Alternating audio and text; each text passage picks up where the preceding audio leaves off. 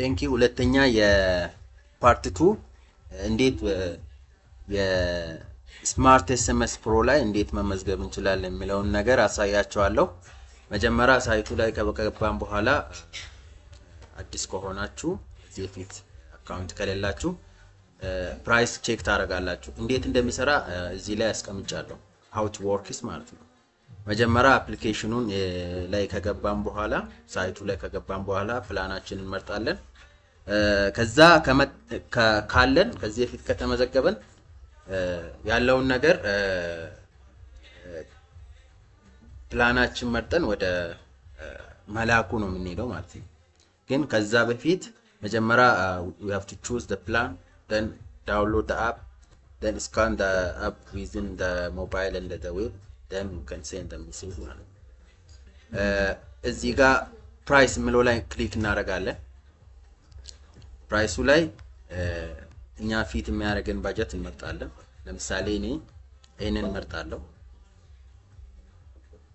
አካውንት ከዚህ በፊት ከፍቼ ከሆነ ሎጊን አድርጌ እገባለሁ። አዲስ ከሆንኩኝ ግን ክሬት አን አካውንት የሚለው ላይ ክሊክ አደርጋለሁ ማለት ነው። አካውንት ክሬት ላድርግና ለምሳሌ እኔ አበበ የሚባል ሰው እዛ ኢሜይሉን ያስገባል።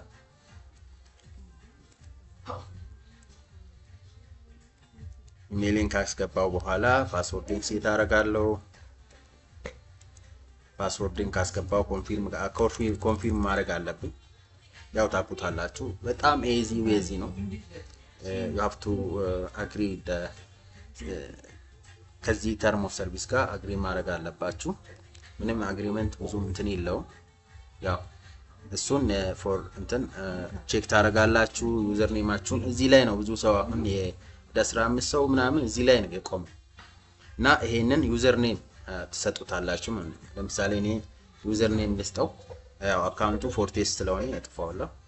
ከዛ ቁጥሬን አስገባለሁ ማለት ነው። ያው ባይ ዲፎልት የኛ ካንትሪ ኮድ 251 ነው። ስለዚህ እኔ የሆነ ቁጥር አስገባለሁ ማለት ነው። ሬጂስተር ማድረግበትን አስገባለሁ። እነዚህ ኦፕሽናል ስለሆኑ ምንም እንትን አይሉም።